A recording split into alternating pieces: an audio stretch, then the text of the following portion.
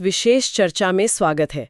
हमारे सामने ना भारत में हाल के कुछ महीनों खासकर जुलाई से सितंबर 2025 के बीच जो घटनाक्रम हुए उनसे जुड़े कुछ दस्तावेज और रिपोर्ट्स हैं जी। इनमें राजनीति से लेकर अर्थव्यवस्था, टेक्नोलॉजी और समाज तक मतलब कई दिलचस्प बातें हैं। हाँ, काफी कुछ है। तो हमारा इरादा है कि इन सारी जानकारियों में से जो सबसे अहम नुकात हैं उनको निकालें और समझें कि इनका मतलब क्या है। तो शुरू करते हैं ये विश्लेषण। बिल्कुल। ये कुछ महीने ना काफी हलचल भरे रहे हैं। नई नीतियां आई, बड़े फैसले हुए, नई शुरुआतें हुई। हाँ, तो कोशिश करते हैं इन अलग अलग घटनाओं को जोड़कर एक पूरी तस्वीर बनाने की।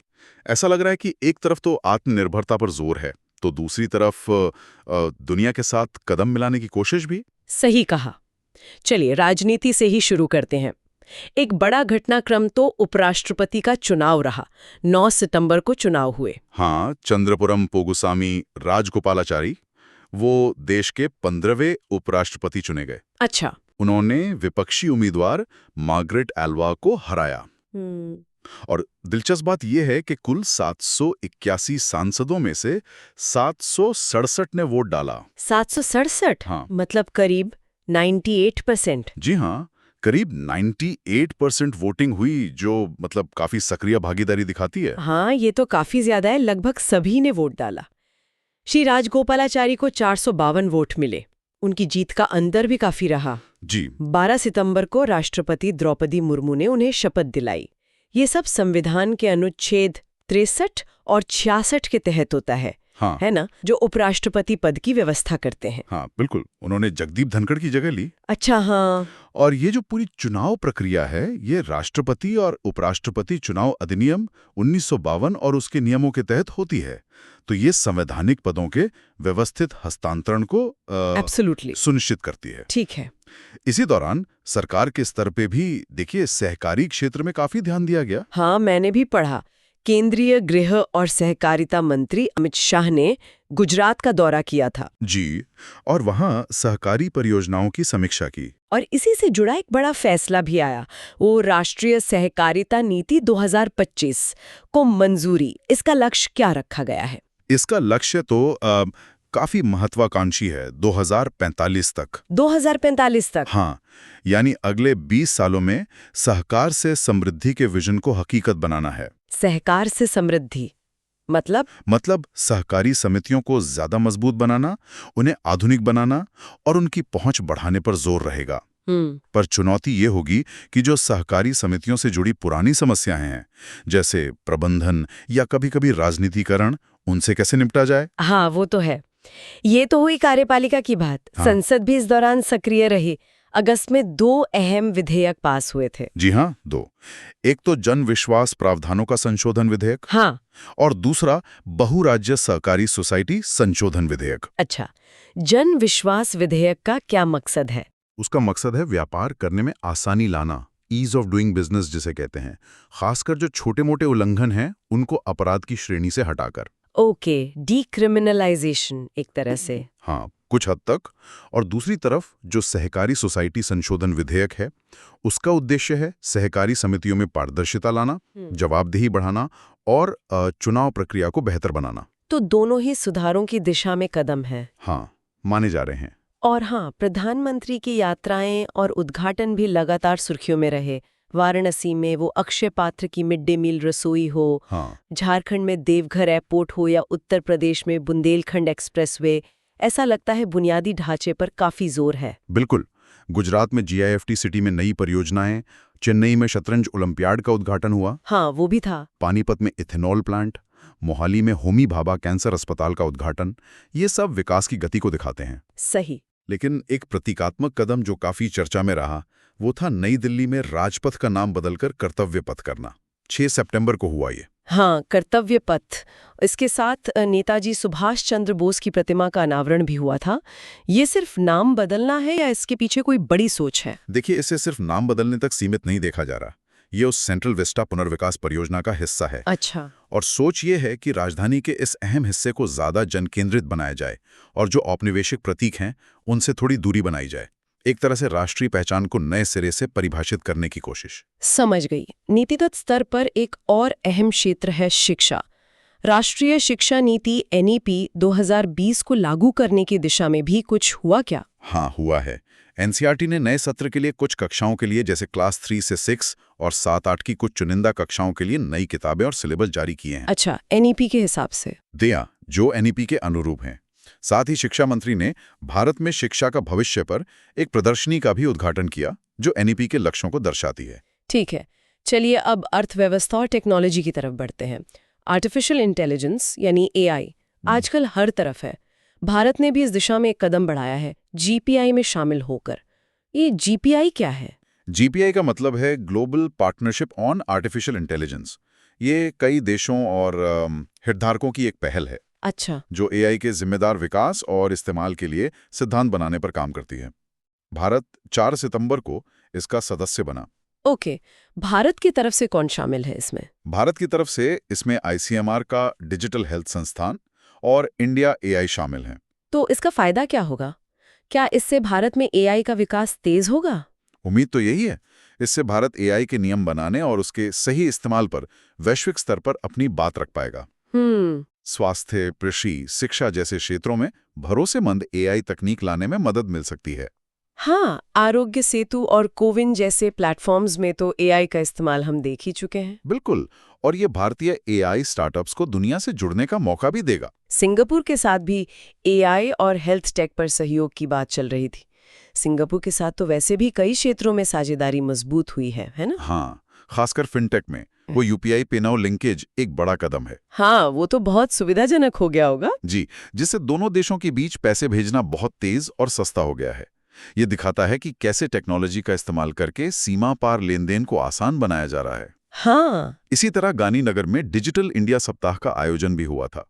वो भी टेक्नोलॉजी के जरिए जीवन आसान बनाने पर केंद्रित था। और जमीनी स्तर पर देखें तो बिहार में जीविका निधि सहकारी संघ की शुरुआत हुई है। उसका मकसद ग्रामीण महिलाओं को आर्थिक रूप से मजबूत करना है। जी हाँ, वो भी टेक्नोलॉजी और संगठन के मेल का एक उदाहरण लगता है। बिल्कुल। अब अगर अगली पीढ़ी की टेक्नोलॉजी की बात करें तो 5G और 6G पर भी काम चल रहा है। हाँ, दूरसंचार विभाग ने 5G और 6G टेक्नोलॉजी के विकास के लिए करीब 345 करोड़ रुपए की 110 परियोजनाओं को मंजूरी दी है। 110 परियोजनाएं। इसका मुख्य उद्देश्य क्या है? क्या भारत अपनी 5G, 6G तकनीक विकसित करना चाहता है? हाँ, मुख्य लक्ष्य यही है कि देश में ही खासकर स्टार्टअप्स और छोटी मध्यम कंपनियों यानी MSMEs द्वारा नई टेलीकॉम तकनीक विकसित की जाए।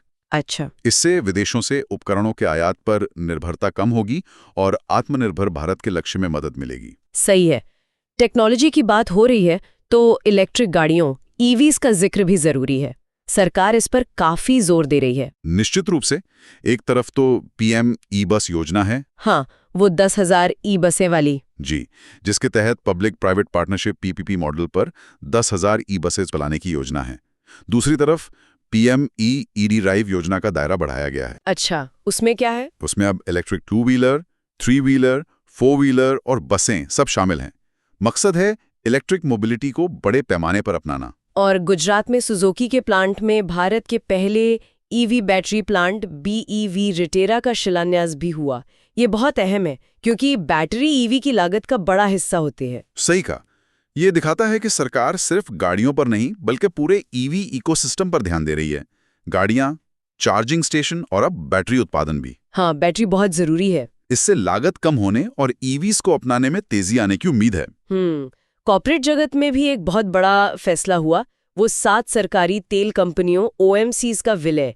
BPCL, HPCL, IOCL जैसी बड़ी कंपनियां इसमें शामिल हैं। हाँ, ये ऊर्जा क्षेत्र में एक बहुत बड़ा कदम है। प्रधानमंत्री की अध्यक्षता में कैबिनेट ने इसे मंजूरी दी। अच्छा। विलय के बाद जो नई कंपनी बनेगी उसका पूंजी आधार करीब 30,000 करोड़ रुपए का होगा। 30,000 करोड़? जी। सोच ये है कि एक ऐसी बड़ी एकीकृत ऊर्जा कंपनी बने जो अंतर्राष्ट्रीय बाजार में बेहतर तरीके से मुकाबला कर सके और भारत की ऊर्जा सुरक्षा में ज्यादा प्रभावी भूमिका निभाए। लेकिन 7 अलग-अलग कंपनियों को एक करना, उनके कामकाज और कल्चर को मिलाना, ये आसान नहीं होगा। बिल्कुल नहीं। ये एक जटिल प्रक्रिया होगी और इसकी सफलता इस बात पर निर्भर करेगी कि इसे कितनी कुशलता से लागू किया जाता है। हाँ, वो तो है। इसी तरह का एक और विलय बैंकिंग सेक्टर में भी हुआ। अच्छा, कौन से bank? AU small finance bank और फिनकेयर स्मॉल फाइनेंस बैंक के विलय को मंजूरी मिली। ओह हाँ। ये छोटे फाइनेंस बैंकों के बीच एक महत्वपूर्ण कदम है जो शायद इस सेक्टर में और समेकन का संकेत हो सकता है। हो सकता है। और बुनियादी ढांचे की बात करें तो मुंबई में देश का पहला ICT यानी सूचना और संचार प्रौद्योगिकी कैंपस खुला है। जी। और बिहार में गंगा पर नया 6 लेन पुल बना है जिसकी लागत करीब 13,000 करोड़ रुपए बताई जा रही है। हाँ, और पश्चिम बंगाल और गुजरात में भी हजारों करोड़ रुपए की नई परियोजनाओं की शुरुआत हुई है। तो मतलब इंफ्रास्ट्रक्चर पे लगातार निवेश जारी है। जी, जो आर्थिक विकास के लिए जरूरी माना जाता है। बिल्कुल। अब थोड़ा सामाजिक, सांस्कृतिक और पर्यावरण के क्षेत्र की तरफ देखते हैं। संस्कृति और विरासत के संरक्षण के लिए क्या खास हुआ? एक अहम खबर यह है कि महाराष्ट्र के जो 12 किले हैं उनको मिलाकर बने मराठा मिलिट्री लैंडस्केप को यूनेस्को की विश्व धरोहर की संभावित सूची में शामिल करने के लिए नामांकित किया गया है। अरे वाह, मराठा मिलिट्री लैंडस्केप। जी, ये किले मराठा सैन्य वास्तुकला के शानदार उदाहरण हैं। ये तो अच्छी बात है। और संस्कृति मंत्रालय ने मेरा गांव मेरी धरोहर परियोजना भी शुरू की है। ये क्या है? ये एक महत्वाकांक्षी योजना है। इसका लक्ष्य है भारत के करीब 6.5 लाख गांवों की सांस्कृतिक पहचान। 6.5 लाख गांव? हाँ, उनकी परंपराओं, कलाओं का एक डिजिटल रिकॉर्ड तैयार करना है। एक तरह से देश की सांस्कृतिक विविधता का नक्शा बनाना। वाह, ये तो बहुत बड़ा काम है। जी, इसके अलावा भारतीय भाषा उत्सव और राष्ट्रीय कला प्रदर्शनी जैसे आयोजन भी हुए हैं। ठीक है। पर्यावरण के लिहाज से भी कुछ अच्छी खबरें हैं। भारत में 4 और रामसर स्थल जोड़े गए हैं। जी हैं, 3 तमिलनाडु में और 1 मध्य प्रदेश में। अब भारत में कुल 75 रामसर स्थल हो गए हैं। 75? जी, जो आर्द्र भूमियों यानी वेटलैंड्स के संरक्षण के लिए अंतर्राष्ट्रीय महत्व के स्थल होते हैं। ये संख्या भारत की आज़ादी के 75वें साल से भी मेल खाती है। हाँ, ये तो है। इसके अलावा छत्तीसगढ़ में कोयला खनन क्षेत्र में SECL ने कोल इंद्रभूमि नाम से एक इको पार्क बनाया है। अच्छा, इको पार्क। हाँ, जो खनन के बाद पर्यावरण सुधार का एक प्रयास है। ये तो अच्छी पहल है।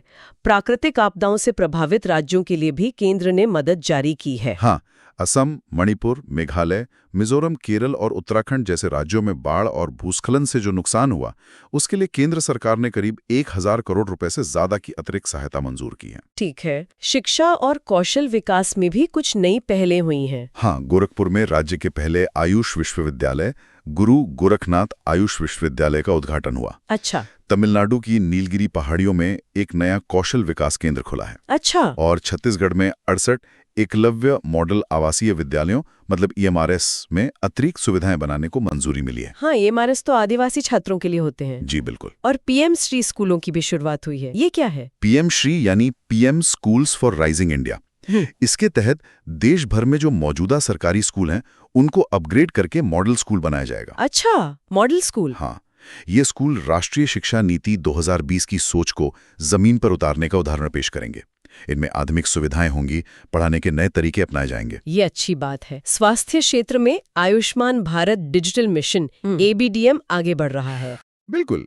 ABDM के तहत लोगों के स्वास्थ्य रिकॉर्ड को डिजिटल बनाने और जोड़ने का काम चल रहा है, जिससे इलाज में आसानी हो। हाँ। और ICLR ने युवा शोधकर्ताओं को प्रोत्साहित करने के लिए शाइन नाम की एक पहल शुरू की है। शाइन मतलब science and health exploration in health and innovation. Shine, अच्छा। जी। और मोहाली में होमी भाभा कैंसर अस्पताल का खुलना भी स्वास्थ्य सुविधाओं को बेहतर बनाने की दिशा में एक अहम कदम है। बिल्कुल। आखिर में अंतर्राष्ट्रीय संबंधों और रक्षा क्षेत्र पर एक नजर डालते हैं। सिंगापुर के साथ रिश्ते काफी अहम लगते हैं। हाँ, 2025 भारत सिंगापुर रणनीतिक साझेदारी का 60वां साल है। 60 साल। जी। इसी मौके पर सिंगापुर के प्रधानमंत्री ली सियन लुंग भारत आए थे। हाँ, उनकी विजिट हुई थी। दोनों देशों के बीच जो आर्थिक सहयोग समझौता है CECA, उसकी समीक्षा, रक्षा, फिनटेक, ग्रीन इकोनॉमी जैसे कई मुद्दों पर बात हुई। सिंगापुर भारत के लिए एक महत्वपूर्ण साथी है, खासकर दक्षिण पूर्व एशिया में। 2025 से 2029 के लिए कार्य योजना बनाई है। अच्छा, एक्शन प्लान। हाँ, इसमें रक्षा, समुद्री सुरक्षा, व्यापार, निवेश, साइंस टेक्नोलॉजी, पर्यटन, संस्कृति जैसे कई क्षेत्र शामिल हैं। और एक दिलचस्प बात यह है कि भारत ने फिलीपींस के नागरिकों के लिए 1 साल का मुफ्त ई-टूरिस्ट वीजा भी शुरू किया है। 1 साल का मुफ्त वीजा, ये पर्यटन को बढ़ावा देने के लिए एक अच्छा कदम हो सकता है। हाँ, हो सकता है।